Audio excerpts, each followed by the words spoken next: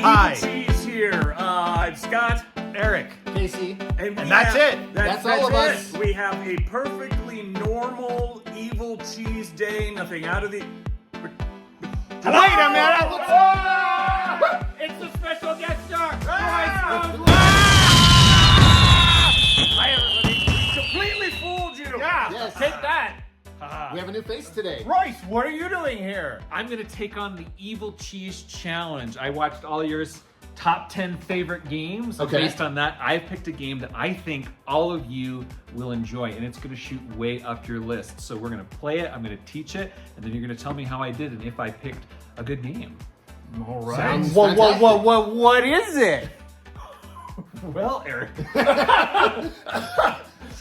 I'll just stay back. Yeah.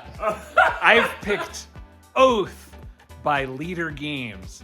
I picked this game because it's kind of mid to heavy crunch. It's got a lot of player interaction, and it's got emergent storytelling, and it also has a light legacy component to create that campaign feel. Will Scott like it? He was looking a little miserable back there earlier. He's not sure about it. I think he will. All right. I'm suspicious. Okay. You want to take us to the table? Let's go. Yeah. Let's try go. Oath. All right, so this is Oath. This is a fantasy strategy game in which you and the other players are going to be playing out the history of fantasy land. You're going to control a faction, and you're either going to be a member of the Empire, the Chancellor, or you're going to be an exile fighting against the Empire. So there's a lot of different things you can do. You can explore, you can hunt for relics, you can interact with various factions and places on the board, training to get favor and get secrets, and then ultimately, building armies or achieving one of the other victory conditions like discovering the darkest secret or having the favor of the people. So it's really a game about figuring out who can win and what, and as somebody kind of goes for a victory condition, everybody kind of gangs up against them. So there's a lot of table politicking. Yeah, that's the basics. Hey, Here we are. Here we are, Evil Cheese, and we're sitting down post-Oath with our guest star, Royce, and Yay! and we want to do a little Royce exploration here. An expose. And so that you guys can know Royce like we do here and why we were so excited to invite him up today. So, Royce, just Who are you? a little bit more about you, perhaps some of your favorite games or things that are important to you, et cetera, et cetera. Sure. Well, yeah, so I'm Royce Rosewood. Yeah, I've been playing board games since I was a teenager. I kind of got started, I would go to thrift stores and garage sales a lot. And I would just kind of pick up things that looked cool. And that's how I ended up with a copy of Settlers of Catan and Carcassonne. Sure. And that's kind of, so those were kind of your gateway games. Yeah, well, so I would buy all these games and not all of them were good, but I would keep the ones, and it turned out the ones that I liked were the ones, because this was before I was on Board Game Geek and stuff, but I would find out, oh, actually, there's a reason that this game is good because it's, and a lot of people like it. So that's kind of where I started. It's in the zeitgeist. Yeah. Yes. So, It's in the zeitgeist. Yeah. So there's that. So then, so I went to college with Eric. We both have acting degrees. Nice. Okay. How are those working out for you guys? Actually, Here we are playing board games. Well, I should talk. I taught acting for 20 years. There you go. Here's a little bit of Royce's commercial reel. In today's housing market, it can sometimes feel like luck just isn't on your side. And losing out on a home offer can really sting. But what if you didn't need luck? With a fast-track pre-approved home loan from Cherry Creek Mortgage, your offer will surely get noticed, even if luck just isn't on your side. Get your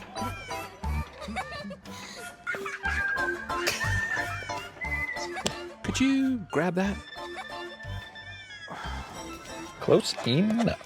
At Goldlight Singer, we know close enough isn't good enough. Benjamin Neil Schwader is a patient man. Really, really patient. It's probably safe to say that most of us aren't like Benjamin Neil Schwader. Good thing the rest of us can have our fun instantly with scratch games from the Colorado Lottery. that he has been a valuable member of our team. Our employee of the month is our air conditioning system. I suppose he deserves it. And we're back. Yay! Wow, that is There you impressive. go. Yeah. Thanks. See? Yeah. I mean, anyway, soft skills. Right, soft skills. No. I mean, I Yeah. joke, but I believe in it. I totally believe it. But anyway, and then post college, my wife and I hosted kind of like a regular board game night that started like pretty small, and then by the end of it, it was getting to the point where I was looking for games that could like play with 10, play with 12. Wow. It was like it was a big deal, and so and really we just had to like split tables. Good for you. That's the right choice. It was Good job. Rather than vote people off. I mean, it's tricky because sometimes it's a timing thing because somebody gets done and the other group is still playing, and then Right. Because Eric usually in that situation, Eric would resort to cannibalism and have them decide to not really vote people off, but vote people. Check to out our I saw the Thanksgiving. there's list. Thanksgiving the Thanksgiving list down below. Yeah. If you want to eat your friends, Yeah. go ahead. But then we had kids, so that really put like kind of don't stop. Yes. Time moves different when you have barrier children. to all board game groups. Even through that, kind of my main game that I still play and make time for is Keyforge, Gotcha. which is a trading card game where you don't build a deck. So that's kind of like my one. Has been like my one night away. And we might take a look at where we've been talking a lot about doing a trading card and game focused video, with kind of the journey from Magic to Lorcana and Keyforge in between and everything. And so take a look for that, or let us know if that's something you're interested in us pursuing more, because we've kind of been through a lot of those. So And there's a lot out now too. Yeah, There's new so- stuff Oh, yes, all the time. all the time, constantly being invented and dying. Yeah. So it's a good way to put it. Yeah. Right. So, but even then, even just in the last couple of months, my wife and I have kind of, started to play some games on our own. Cool. And I should also say I also run my own YouTube channel called the Ragamancers, where I play solo role-playing games. Link down below. Yeah. So so games are a big part of my life. And so today I thought I would, having seen your top 10, I thought I would pick a Link game. down below. Every sentence is going to have a link to something. Just look for links later. We'll talk about it again. So I thought I would bring. So coming back. So when I invited you and I said, "Hey, Royce, we would love to have you as a guest, for Evil Cheese." Yeah. I said, "Bring whatever you want." What made you bring this specific game? Okay.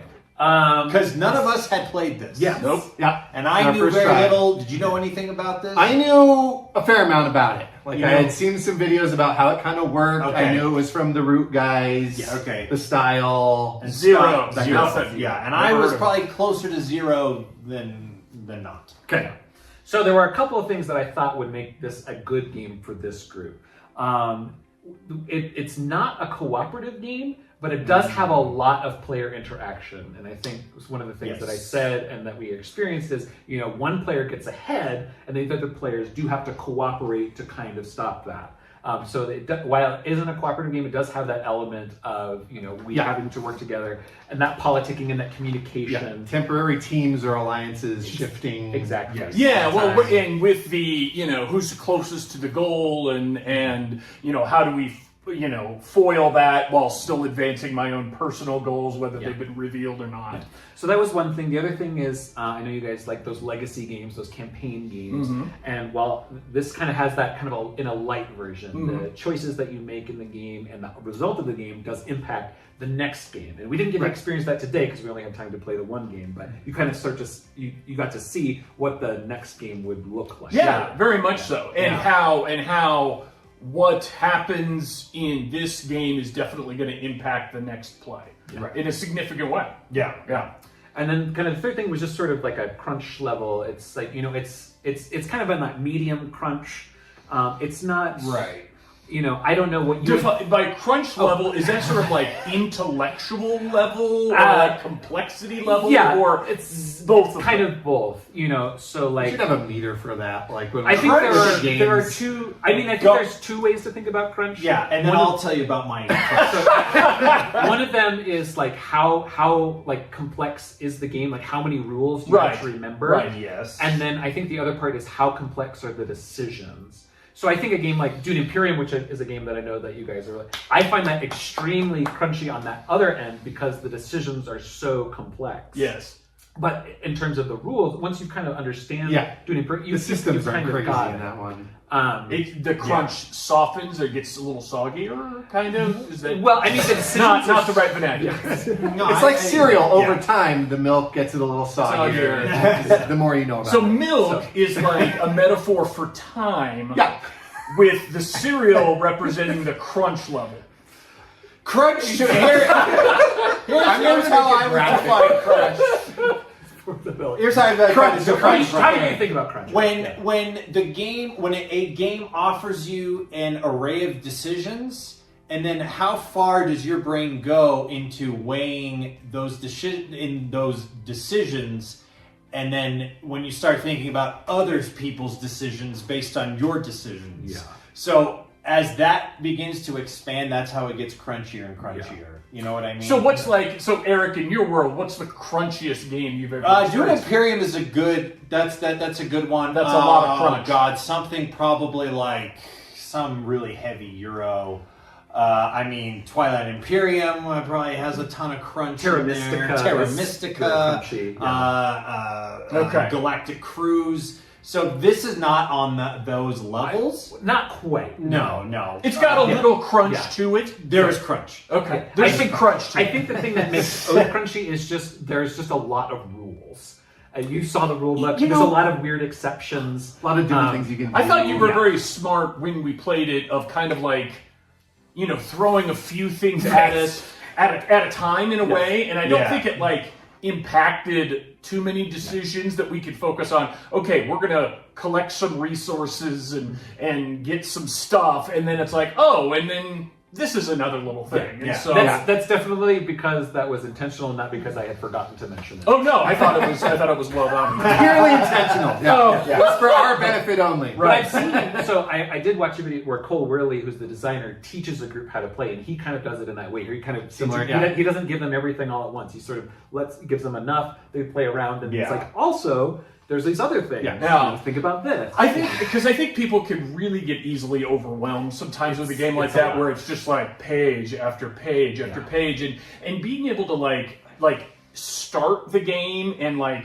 start kind of like playing with the core elements and here's the resource gathering and here's what they're used for and here's how these kind of mechanics work, and then adding kind of the next layer.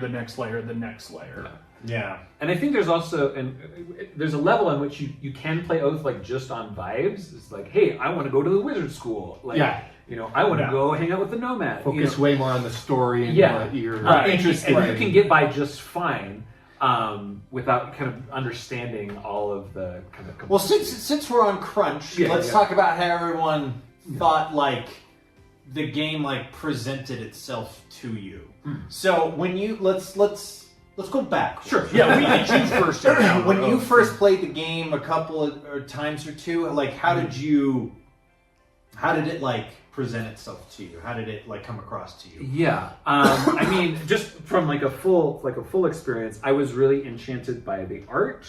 I like the art. The art is like similar to Root. It's the same artist. Same pairing. It's fun and whimsical. It sort of implies this larger world where, there are these people, but there's also these animals, and there's this magic, and there's sort of mysteries in the world. And the thing that really hooked my attention was that idea of like the emergent narrative. Like you're going to go to a place and do a thing, and this is going to accumulate, and this is going to make a story. As someone who's really interested in solo RPGs, like this, that's like here's how the events were unfolding. Here's how it got there. And then sort of that story aspect. So. But as I was, and I think I mentioned this, as I taught myself, you don't get everything right the first time. Absolutely. And then I noticed something that's like, oh, and then even on the way over, to get ready for this day, I was listening to some videos and there was some rules that I was like, oh, I did not know that. I guess we'll try it that way. You stop drawing when you see a vision on the top. Like, I did not. Oh, sure. I didn't know that. Like, I thought you always just drew 3, and if you happen to draw a vision, that was just one of the 3. So there's a lot of like little fiddly rules like that, and the campaign is complex, and recovery is complex. But overall, and then having played through some campaigns and like seeing like the world kind of like morph and change, like that started to get really interesting. And you see cards kind of reoccur, and they start. Well, I remember in the last game, it was like, oh, now somebody's got that card again, and then you see a new card that's been added. Like, oh, we've never seen this before. This is going to change everything. You definitely do get that feel of things growing and changing, and empires rising and falling, and empires will win, and then they'll win the next game, but then in the game after that, the rebels will take over and start their new thing. And so kind of launching into a little bit, we don't want to like necessarily like do like a full review of the game, but we want to talk about the experience that we have and kind of focus on the narrative. One of the things that I found very interesting in the beginning of it was that, Royce, you were set up as the chancellor, and that we were sort of at like a slight disadvantage with some of our stuff, but there was more of us and we had more freedom, and you had a goal and we didn't, and that was interesting to start with an imbalance, because a lot of games are like very like, well, you've got different sexed, but sorry, fist bump. Different factions. Let's go with factions. Different factions, but they're balanced because even though this person's more powerful here, this group's more powerful there, and it's very balanced. And this game was unbalanced at the beginning, and I thought that was interesting. Well, it's asymmetric, but I don't think it's unbalanced. The Chancellor does start with more resources, but their path to victory is much more limited. Yes. The Exiles start with fewer resources, but you have many, many paths to victory. That's true. I mean, I guess unbalanced just... But in terms of asymmetrical maybe is a better term for it than just when you first started teaching the game, I was scared. I saw. I saw the fear in your eyes. And what was that? I was scared. Tell me that fear. Well, I was scared because I was like, oh God, I don't even know what I am supposed to be doing. I don't know where to go. I don't know how an action like a turn works. And I was worried. However, after about 2 or 3 rounds, I'm pretty sure I got it. You clicked in. Yes. So, but I was really intrigued with when we first started that the empire, that we weren't forging the empire was already made, and you were already the leader that we were trying. It was kind of funny because since you were teaching us the game, that kind of fit the narrative of here I am, I'm Lord of this realm, and I'm telling you the rules as well. You can't do that. Oh, I would do that. And we're all like slightly suspicious of your rules and how you were doing that. Casey, how did you feel? This is becoming a common trend. The opposite of what you felt. The first couple turns, I was like, okay, I can kind of see how the supply is going to determine what things I can do. And this almost felt like a reverse point salad game to me, where instead of having a whole bunch of options and they're all going to give me points or help me accrue things, I have a whole bunch of choices, but they're all going to suck. And I'm trying to find the best one out of all these things that suck to try and help myself in the biggest way possible. And then after a few rounds, having thought that initially, I was like, well, I have a feeling the randomness of the way all this stuff unfolds is going to be more of a factor than anything I'm deciding. And that almost always came true. There was an intimidation factor of like Royce did his turn first, and you just did all this stuff, and I was just like, oh shit! Okay, I was your just turn. like, oh yeah. Then it was my turn, and I'm like, I do these 2 little things, and I didn't get as much done. Oh man! So what was as the game progressed, and have you been the Chancellor before? I've played both roles. Yeah, you have. Okay. So were you? What was your strategy? Like, what were you? Did you have something in mind you were going to do, or did you just kind of go with the flow? Well, so as the chancellor, it becomes really clear because you have one path to victory, and that's to maintain the oath. And in our setup game, kind of the initial game, they recommend starting with the oath of supremacy. So it's like, okay, I've got to hold these lines. So there's what, 4 or 5 different oaths? There are 4 different oaths. Okay. And they're, I mean, for lack of a better term, it's an objective card, right? Yeah. It's here's your objective, here's your goal, and here's boom. the first win condition. Right. That is unique to you. Right. When you get it. Right. Whereas the rest of us, rogues or exiles, we kind of drew those as cards or discovered those along the way. Yeah. So that's kind of, if you were like me, and my strategy was I just wanted to see if I could just kill as many people and conquer as many. You got really close. Well, and one path to victory is take the oath from where it has it and hold it. And I, to the game's credit, I thought I was just after a first turn or something, I was like, I'm just gonna try to just kill people, and the game let me do that, and I came close to winning a couple of times. Yeah, and I think that's kind of the fun. I really love this game in terms of that kind of it almost has the RPG quality of well, what do you want to do? Yeah, you wanted to amass an army and fight, or do you want to go hunt for relics, or do you want to get into the secrets? And I had a what do you call them? Your cards that you play just for yourself? Advisor. My advisors were a pack of wolves and a troupe of actors. Yeah. So I imagine hand in glove. Yes, I imagine petting my pet wolves as a warlord. I figured you would have the actors do that for you. Well, maybe on certain days I do. Yeah. But back to your question, I sort of knew kind of the loop of get favor, get secrets, kind of amass. But I knew I was going towards, I needed to get warbands because I was going to have to keep fighting because that was kind of where it was going. And then you made a play for the Oathkeeper, so I had to come attack you, but then Casey grabbed Darkest Secret and then played the Vision, which was oh no, he's going to win. So I had an objective to stop, and I was the only one that had enough secrets to stop him. So I had to And I was more than happy because you were so intent on taking care of all these things. I was almost I'm going to kind of just get some stuff and do some things and let you worry about that. And it was if you had ever failed at doing it, it was I got to turn after him. I could probably help with that or keep that person from winning, but I really want Royce to just take care of that for me. So I did, but then that made Eric's position stronger because I wasn't attacking him, and then he was going to win. So then that was when I offered you the opportunity of citizenship. Yes, it was, and I definitely there was a what the fuck kind of quality to my decision making, which was, hey, we haven't played this before. Here's a new aspect. Let's just see what happens with this. And so I was recruited to be sort of a teammate of Royce.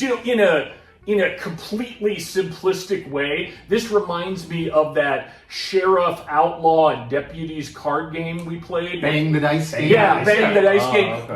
Where the outlaw, or what's the renegade who's the renegade, right? The renegade has to make sure the sheriff survives, and so has to sort of be on their side until the end, and then he tries to kill him. And it was kind of felt like that it was this marriage of convenience, but I'm going to be plotting against you all the while as we do this. Which is what you did. So we were able to amass enough forces to stop Eric from winning, but then you underneath that were accumulating all these relics, and then in the end you ended up, taking the win, which I didn't quite foresee. I was well, we'll be tied and it'll be okay, but then you went and got those other relics, and then I was it's hard to stop everyone at once yourself. Well, no. I mean, the game ends. Eventually, someone doesn't get stopped. You keep stopping until no one can stop anymore. It goes. It's just the question of. But there was that one battle that Eric and I had where it could have it really hinged. Right, because you rolled the multiplier on to get 8 defense or whatever. Yeah. Right. So that was a really critical battle that if I had lost, that. And that part of the game is a little risk-like in a way that you're moving troops and armies around. Obviously, that's just one like, I don't know, 25% or 20% of a much more complicated game, but it did remind me a little of where you're allocating them, how you're going to spread things out. Yeah.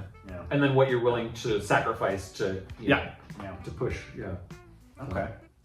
So then what do we talk about now? I mean, I think my original question was, I thought you guys would like this game. Okay. So I read it specifically. So how'd I do? How do we like it? What do you think? What do you think? Scott? I like to win. So it's always a great thing. So, because you did, this is the best game you've ever that's played. right. This is possibly one of the, Did you think when the game started that you would win? No, I did not. I didn't think that either. No, I did not. I thought you're not going to win. No, I gotta worry about everybody else, but not. I laid in the weeds for a while. Especially mid-game, like you had like very few earnings. Yep. The only reason I recruited you is because you only had that one space. I didn't pose a threat, right? Yeah. I knew you had a vision, but we didn't know what it was. Right, yeah. It was fun to play through. There was, a lost in the woods feeling at first as we kind of figure out what to do and when, I think it would be much different playing it another time, which I have a question about. Now that you guys we've let the cat out of the bag with my overwhelming victory. So if I selected, like you get to select then what, like I would be the chancellor in the next version of the game as it kind of legacy goes on. I would be the chancellor the next time. And one of the things that you could pick was, be in control of the dark secret or whatever. And so I could just not worry about any armies or anything at all and just accumulate the books of secrets. But then we would have the option of having the other visions come out. But somebody could have the vision. Okay. I wasn't thinking of that's right. Those objectives can always show up. So potentially, depending on how they are, get distributed in the deck, all 4 victory conditions are potentially in play. Gotcha. But you don't know for sure. So then I'm having to do like what you did, which is put out the fires as they. Not only do you have to win, you also have to stop other people from winning. It just seems like that you had it tougher with the oath of domination or whatever it was. Supremacy, sorry. The oath of supremacy, because it's like right there in front of you, you're like, amass armies and kill people and take over stuff. Whereas if it was the dark secret, it's this very specific, I just have a whole bunch of these little secret tokens that I have. But I mean, I guess it could be. So the subsequent games do kind of take on their own flavors. Yeah, I would say, it might be a little different. All right. The game I thought flipped very quickly in that, oh shit, Eric's gonna win. Oh, Royce stopped him. Oh shit, Casey's gonna win. Royce stopped him. I'll join Royce and let him do things, and then I won.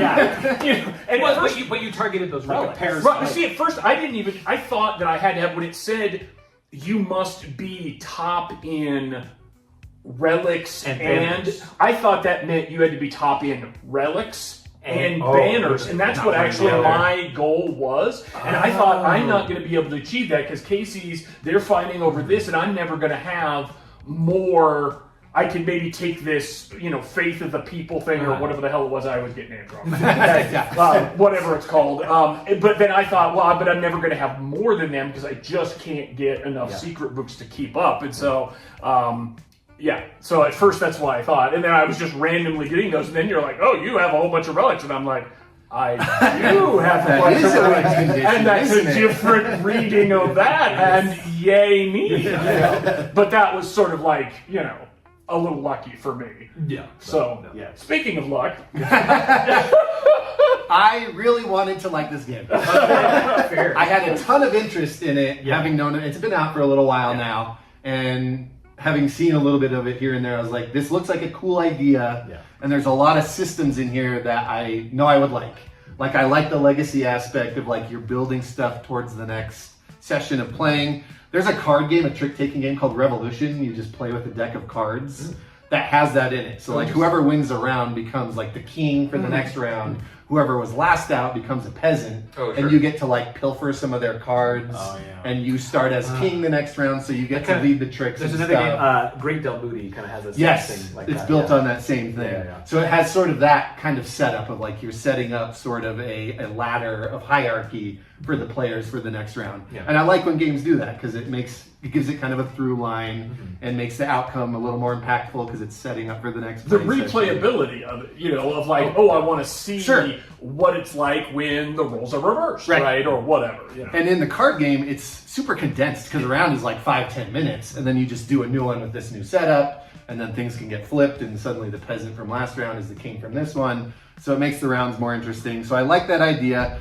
I like the different win conditions. It's not just I picked the supremacy one and we're all fighting for that. Other things can show up, which is always fun to have different avenues to aim at and things. Table negotiating of like the temporary alliances and stuff reminded me a lot of Cosmic Encounter. I was gonna say that. How do I feel about that game, Eric? I don't like that game. And part of that one is because of the randomness of the battle cards, which essentially equate to the dice in this one. So, and the theme of the art. I like the theme of this. I like setting up an empire. You have this fantasy thing, and it's going to continue. Yeah, the tile aspect of discovery of different locations and things. The board is cool. All that stuff is great. But as soon as you open the box and I saw the tray of the dice, I went, this is going to ruin every single action for me. Did you? And it kind of did. Did you end up having to change underwear after you saw those dice? Not change, but maybe adjust. Take some drugs to calm me down or something. And then it ended up deciding a lot of the game. Even the end of the game. Yeah, that's right. 30% of the playtime of this can be determined by that final dice roll. Yeah. Do I have 3 more rounds to achieve my objective? Or do you roll a 6 and it's over right then? That is a lot of range for one dice roll to carry. It is. It's 3/5 of your gameplay time can be determined by pure luck. And I could tell I stayed away from the combat because that's where most of the dice were. And it was the same thing. You were rolling blanks on the bandits forever, and then you rolled 1,000 good dice rolls against your 1,000 defense rolls. When it could have been 0 to 100. Like it could have been all or nothing. And so all the mechanical parts, I was like, just make it something else. And I would like this infinitely more. Because a lot of those systems sound great on paper, and then in execution, every time I had a turn, I was like, all my options, even the card drawing had its own requirements of like where they could be played and stuff. And almost any time I was searching, I was like, well, I'm not at a location that can play these. This one's locked to going to me and not to a spot. And this doesn't help my cause. So all 3 of my choices were bad. And that happened half the game for me. So maybe it was just the outcome of how that all happened and other playthroughs could go differently. Yeah, because I got to tell you, winning was fun. Yeah, you have to just sit there and let your potential future teammates do all the work. Yes! But here, let me say this. You said it felt a little bit lucky at the end that outcome had happened. Yes. Did you ever feel like you were actively making good gains towards what your decisions were doing? Or was it just happenstance? When he clarified the banners or artifacts thing, and I realized where I was at with it, that's, it was like the last 2-3 rounds I really moved towards that more. And I saw you really focused on targeting those relics for sure. Yes. All right.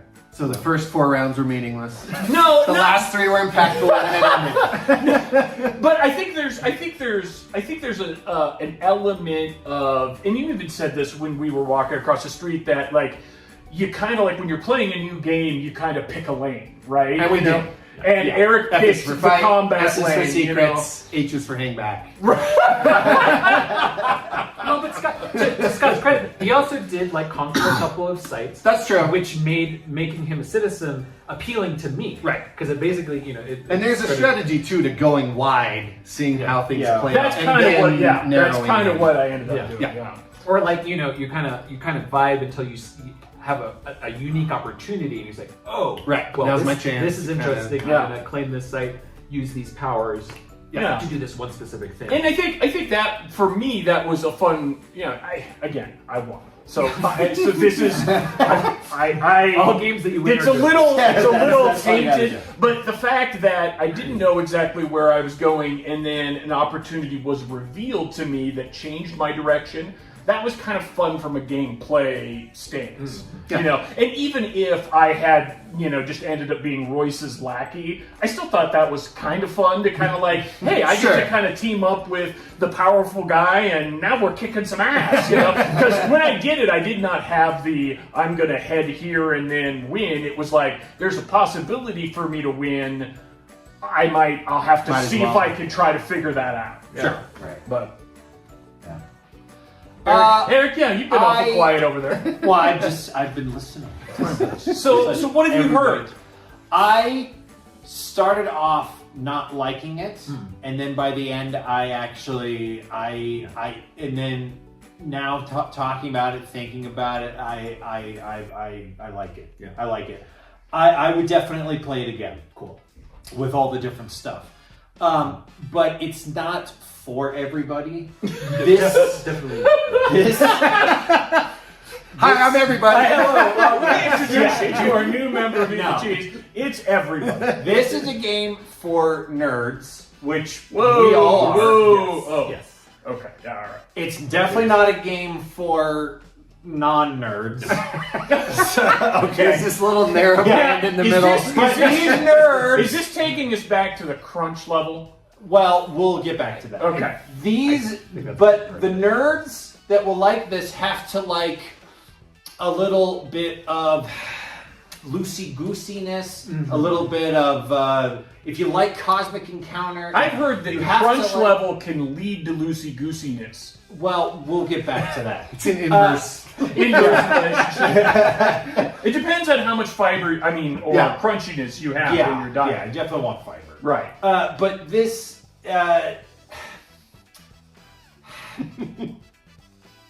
you can't just teach it. You can't just teach it to anybody and think they're gonna like it. No. Yeah. Like this is gonna evoke a response. Yes. Either people are gonna be completely check out, or they're gonna point out these things which have validity.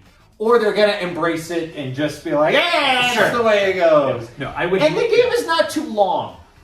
How long was our one session? session wasn't crazy. Was it? Would we play 2 hours? This is 45 minutes to 150 minutes. That's about right. We were learning. I think it took an hour and a half, maybe around there. So it'd definitely go faster on repeat. Oh yeah, repeat is way faster. Yeah. But I like the different objectives. I like that things can change on a dime. I didn't think the combat was that. I felt like if you have an advantage in combat, you're probably going to win. Yes, one way or the other. Well, and then it allowed you to, even if the dice didn't go your way, if you had enough soldiers, you could kind of make it go your way. So if you just had really pay a wanted little to more win cost. a battle, you probably could if you really. But you had to get to the right place to do it. Yeah, for sure. And understanding what even you can do with that, you're creating actions as the game goes on. Yeah, that's going to be tough for a lot of people. Like, it's not. The game doesn't hold your hand. Like, no. Like when you put a new denizen out there, then you're like, okay, well now that space not only helps me muster or get books, they have their or own get actions. coins. Now it has its own thing. And do I want to be there? Do I care about them? Am I going to go there? The choices expand as the game goes on. Big time. And I think you helped us with that early on because you're that's awesome. And then we're like, I'll do that. Oh, that's a good. All right. So I'm gonna hang around here, right? And so that definitely helped us, to kind of realize, okay, that one's a little different, and that's important until we kind of. Without game knowledge, it's hard to evaluate like the different power levels. But like this is one of those like the cards are definitely not balanced. Like there are definitely cards that are very powerful. And so you have to be okay with that. Yeah. And I am. And are you okay with that? When I win, yeah. So when you win, okay. So we have right. Yeah. Right, and then, but a lot of gamers' case are going to be just like you, and so this is not for everybody. But I'm okay with that kind. I like dice rolling. I like surprises. Vibes. The vibes. more I think about it, the more it felt like it was the randomization of the cards that was a bigger problem for you than it was the dice. But that's also a huge part. Yes. Of what comes up and what you can take. Well, but then that's interesting because then the cards you don't pick go in those kind of funny little discard piles that you can then paw through again, and so you can either find new stuff or paw through other stuff. But you were, if I understand you right, and correct me if I'm wrong, you weren't finding much that you wanted in those initial ones, and so when you threw that trash down, you're like, I don't want to dig through the same crap that I didn't like the first time. Because I was searching, I was probably discarding more than everybody else too, so I kind of knew what was going to be available in there. Yeah. And then searching for new stuff gets more and more expensive. So it also got harder and harder to even try doing that. Which felt like a big slowdown as well. Yeah, you made your one big play for victory, and Royce was able to foil you. Yeah, and that's as soon as it was shut down, Yeah. all my other avenues kind of got closed down. It was like, well, what am I doing then? It was hard to. Yeah, you would need a couple more secrets, but just the Yeah. way the Or just the more way the time, cards were and out. the time Right. I will agree with Casey. I don't really love that one dice roll being a determining factor at the end. Yeah. Because you can get hosed with that. Yeah. Especially if you're feel like planning it takes 2 rounds to down the explain line. that Yeah. there's like a little time dial, and you just kind of go through it once per round type of thing, and then once you get like, I don't know, 6 or 7 rounds into it, it now becomes, you roll a dice, and if you roll this, the game's over. And if you roll this, then the game continues, and then it gets more and more likely. So there's sort of a randomization factor for the last, I don't know, 20% of the game as to when it's going to end. And I get why. I do too. I get why, but I also understand how that could suck. Yes. And maybe there could have been a better way to do something similar in the design so. I think than just a dice roll. Yeah, well, I think it's a tricky part because, like, you want to feel. I'll tell you why.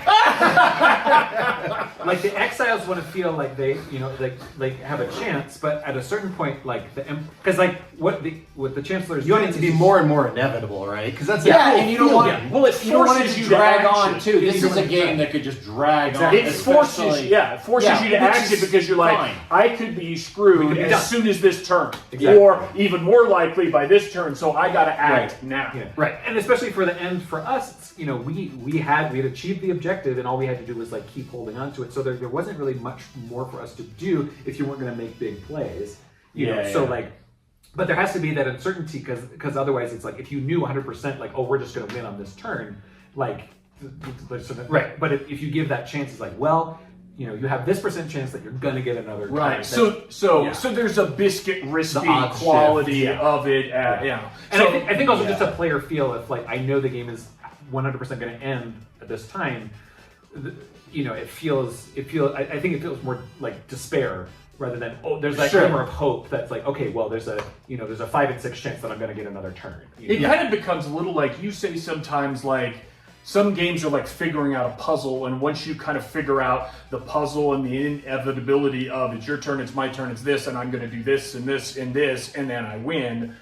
It's kind of that a little bit. But and it can get boring because if it's chess and you're just playing out the moves, it's going to happen. So I'm not against randomness in games. Yeah. I think there are good ways to do it that make it feel good, and then there are things that are just thrown in to make it random that feel bad. And so my biggest con for this game is that it started to feel like Vantage for me. Where if it was more game heavy, if it was and take away the random end of the game, take away the random dice, make it more game mechanic heavy and methodical, I think I would like that version. Yeah. Or if you went lighter and made it more about the role playing and the setting up the world and the story stuff, then I'm fine with whenever it ends because it's random enough. Yeah, but it's that in this mix middle. It's that in this weird feels middle. weird to me. I hear that for sure. And that's the similar thing with understand Vantage of like we have an overarching objective from the beginning. How do I aim at that? Now a new one showed up. Yeah. Why do I care? Or I really have to care. Yeah. It sort of took some of those choices away that felt similar to me in that game, and I didn't like that one either. have you So there played you go. Vantage by any chance?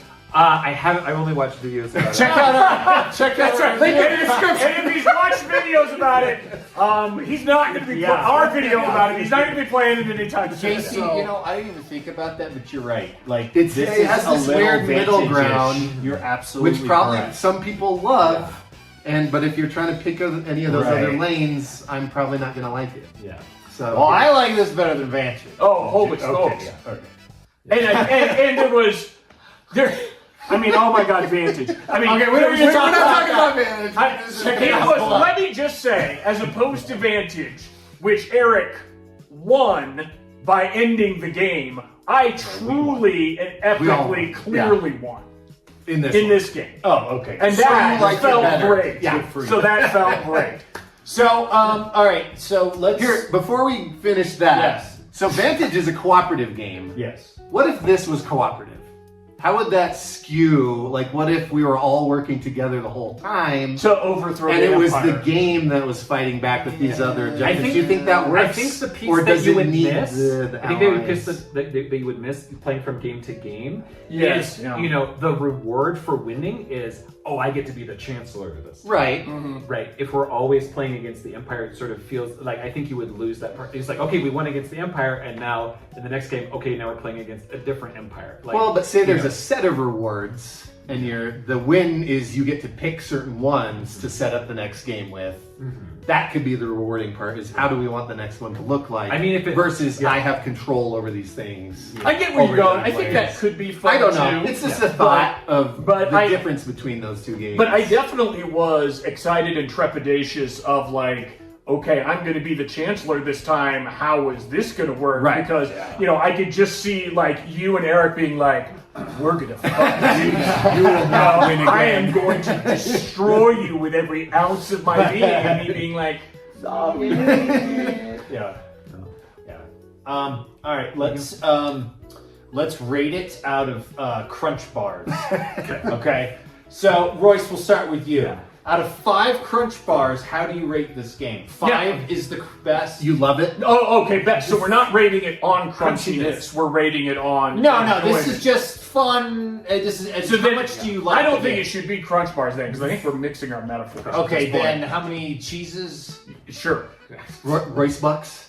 Yeah, how many Royce? How many Royce recommendations? Yeah. How many? out of 5, I would give this a 4. 4 Royce Bucks? 4 Royce. 4 out of 5 Royce Royce Bucks. Bucks. Now, the games in your top 10, are those all 5 out of 5 Royce Bucks? I mean, I would have to sit down. It's possible that the ones at the bottom of the 10 might be 4s. Okay, You know, I don't so know this, how many this 5s. could be in your top 10. Yeah, it might be. Royce, quick question. What's the price point on this game? Just a quick question. I don't know because I bought it used from a friend. Okay. So, but I think this retail and we played with the fancy like Kickstarter. version. Yes, it was nice. A lot of nice components. I think that might run in like the 80 range. Okay.